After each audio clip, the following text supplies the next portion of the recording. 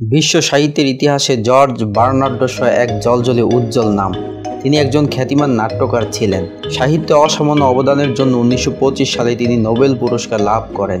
William শেক্সপিয়ারের পর George Bernardo শই হলেন সেরা ব্রিটিশ নাট্যকার। কেউ কেউ বলেন তার মতো সাহিত্য সমালোচক বিশ্বে দুর্লভ। যে কোনো সাহিত্য সৃষ্টিকে তিনি সম্পূর্ণ নির্মোহ দৃষ্টিভঙ্গি দিয়ে সমালোচনা করতে পারতেন। স্বচ্ছ পরিষ্কার মননশীলতার অধিকারী ছিলেন। কেউ বলেন তিনি একজন মহান সমাজ চিন্তক। তার চিন্তার মধ্যে ভবিষ্যৎ জীবনের বীজ অঙ্কুরিত হয়। লন্ডন স্কুল অব ইকোনমিক্সের প্রতিষ্ঠাতা জর্জ বার্নার্ডো শ 1956 সালের 26 জুলাই আয়ারল্যান্ডের ডাবলিনে জন্মগ্রহণ করেন। সঙ্গীত এবং সাহিত্য সমালোচনা বিষয়ক লেখালেখি তাকে আর্থিক সচ্ছলতা দিলেও তার মেধা আসলেই লুকিয়েছিল নাটকেই।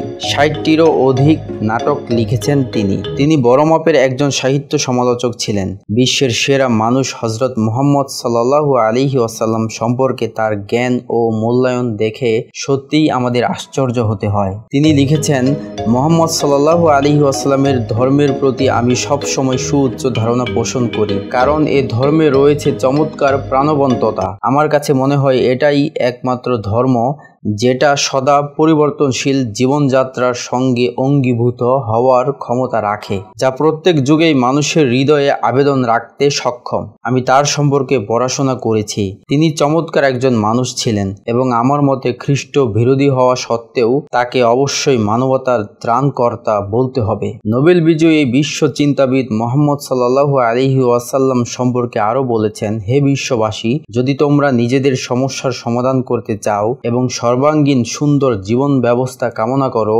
তবে বিশ্ব সংসারের নিয়ন্ত্রণ ভার হযরত মুহাম্মদ সাল্লাল্লাহু আলাইহি ওয়াসাল্লামের হাতে ছেড়ে দাও।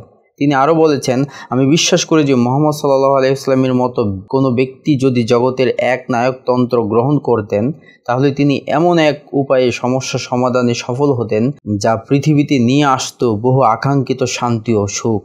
বিজ্ঞানের জগতে অন্তহীন আলো ছড়ানো এক নক্ষত্র পুরুষ হচ্ছেন স্যার সিভি রমন। ভারতীয় উপমহাদেশের যে কোনো বিজ্ঞান শিক্ষার্থী তার নাম শুনেছেন। তার আবিষ্কৃত রমন ইফেক্ট বা রমন প্রভাব পদার্থ বিজ্ঞানের জগতে এক আশ্চর্য মাইলফলক হয়ে আছে। রমন প্রভাব আবিষ্কারের জন্য স্যার সিভি রমন 1930 সালে বিশ্বের সবচেয়ে সম্মানজনক নোবেল পুরস্কার লাভ করেন। আর শুধু ভারতীয় উপমহাদেশে নয়, বরং সমগ্র এশিয়ার মধ্যে তিনিই হলেন বিজ্ঞানে প্রথম নোবেল পুরস্কার বিজয়ী। বিজ্ঞান জগতের এই জীবন্ত কিংবদন্তি সারা জীবন শুধু বিজ্ঞানের মধ্যেই ডুবে থাকেননি, চোখ কান খোলা রেখে সব দিকেই খেয়াল রাখতেন।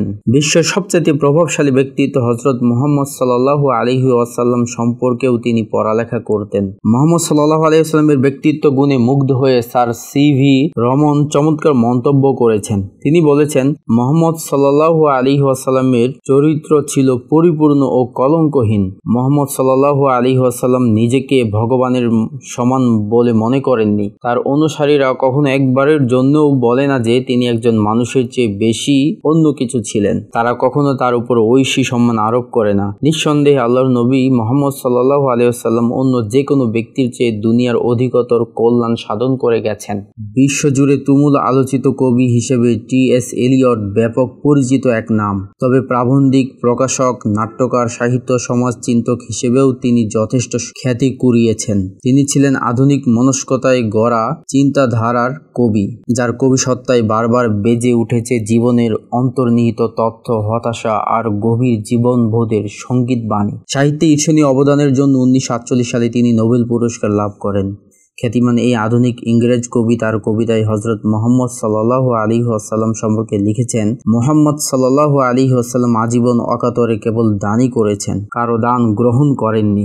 বিশ্ব সাহিত্যে রুশ ঔপন্যাসিক লিও টলস্টয় এক অনন্য সাধারণ প্রতিভার নাম। তার জীবন ছিল বেশ কিছু বৈচিত্র্যের সমাহার। রাশিয়ার টুলা নামক স্থানে 1826 সালের 26শে আগস্ট তার জন্ম। লিও টলস্টয় ছাত্র জীবন থেকেই ইসলাম ও আরবি ভাষার প্রতি ঝুঁকে পড়েছিলেন। কাজান বিশ্ববিদ্যালয় থেকে 1884 সালে লিও টলস্টয় কৃতিত্বের সাথে প্রবেশিকা পরীক্ষায় উত্তীর্ণ হন। তিনি ছোটবেলা থেকে আরবি ভাষা ও ইসলাম ধর্মের প্রতি প্রবল আকর্ষণ বোধ করতেন। প্রবেশিকা পরীক্ষায় তিনি সবচেয়ে বেশি বেশি নম্বর পেয়েছিলেন আরবি, জার্মান, তুর্কি ও তাতার ভাষায়। টলস্টয় সবসময় আত্মজিজ্ঞাসার সম্মুখীন হতেন। আড়ম্বরপূর্ণ জীবনযাপনের প্রতি তার বৈরী ভাব সৃষ্টি হয়েছিল। সত্যের সন্ধানে তিনি সবকিছু ত্যাগ করতে রাজি ছিলেন। খ্রিস্ট ধর্মের যাজকতন্ত্র ও আচার অনুষ্ঠান তাকে বীতশ্রদ্ধ করছিল, আর সে কারণে মাত্র 17 বছর বয়সে লিও টলস্টয় খ্রিস্ট ধর্ম ত্যাগ করেন। এজন্য 1901 সালে জারের সরকারি চার্জ তাকে বহিষ্কার ও সমাজচ্যুত করে এবং অভিসম্পাত দেয়। তাতে তিনি নির্বিকার ছিলেন। সন্ন্যাস মঠ পেরিয়ে উদার মানবতাবাদের চেতনা তাকে আকৃষ্ট করে। মহান ইসলাম ধর্মের উপর পড়াশোনা করে তিনি আলোড়িত হয়েছিলেন। মনের দোদুল্যমনতায় যখন তিনি লাইব্রেরিতে বসে আত্মজিজ্ঞাসার অনুসন্ধান করতেন, তখন দেশি বিদেশি বইপত্র ঘাটাঘাটি করতেন, দর্শন পড়তেন বেশি। জানা যায় তিনি বেশিরভাগ সময় ইসলাম ধর্ম বিষয়ক বইপত্র পাঠ করতেন। এভাবে তিনি মানব সেবা ও মানবতাবাদের প্রতি উজ্জীবিত হন এবং দুস্থ, দরিদ্র ও অসহায় মানুষের কল্যাণে আত্মনিয়োগ করেন। ইসলামী জীবন পদ্ধতি ও দর্শন তাকে বিপুলভাবে প্রভাবিত করেছিল। তিনি মানুষকে বিনয়ী ও সৎ হতে পরামর্শ দিতেন এবং বলতেন, সকল মানুষই এক আল্লাহর সৃষ্টি, সকল মানুষ সমান, অতএব কেউ কাউকে ঘৃণা করবে না। টলস্টয় খ্রিস্ট ধর্ম ত্যাগ করে ইসলামের মানবতাবাদ ও সত্যে মোহিত হয়েছিলেন। নাস্তিকতার পথ পরিত্যাগ করে হয়েছিলেন স্রষ্টায় বিশ্বাসী। তিনি বলতেন, আমি সেই ধর্মকে বিশ্বাস করি যে ধর্মে ভ্রাতৃত্ববোধ, সাম্য ও সত্যের সন্ধান মিলে এবং মানুষকে মানব কল্যাণে উদ্বুদ্ধ করে। সুতরাং তিনি যে ইসলামে মুগ্ধ হয়েছিলেন তাতে সন্দেহ নেই। টলস্টয় আমৃত্যু ইসলামে উৎসুক প্রাণ ছিলেন। তার বড় প্রমাণ তার মৃত্যুর ঘটনা।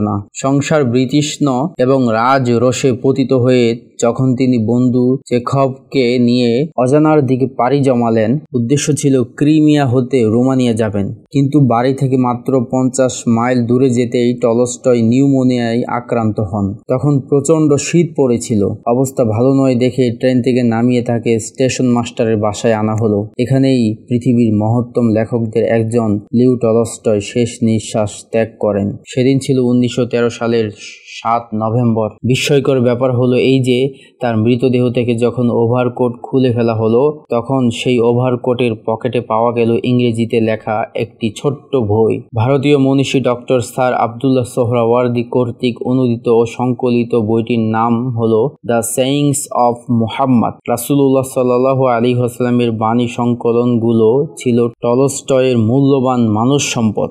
তাই পরিবার ও স্বদেশ ছেড়ে যখন তিনি অজানার উদ্দেশ্যে পাড়ি দিচ্ছিলেন, তখনও তার সাথে ছিল উক্ত মহামূল্যবান বইটি। বিশ্বনবী হযরত মুহাম্মদ সাল্লাল্লাহু আলাইহি ওয়াসাল্লামের প্রতি তার আত্মিক সম্পর্ক ও শ্রদ্ধা কতখানি তা এই বইটি থেকে সহজেই অনুমেয়। টলস্টয় লিখেছিলেন, আমি মুহাম্মদ সাল্লাল্লাহু আলাইহি ওয়াসাল্লামের কাছে অনেক কিছুই শিখেছি। তার আবির্ভাবের আগে পৃথিবী ছিল ভ্রান্তির অন্ধকারে আচ্ছাদিত। তিনি সেই আধারে উজ্জ্বল আলোকবর্তিকা রূপে জ্বলে উঠলেন। আমার নিশ্চিত বিশ্বাস হয়েছে যে মুহাম্মদ সাল্লাল্লাহু আলাইহি ওয়াসাল্লামের ধর্মপ্রচার ও জীবন দর্শন ছিল যথার্থ।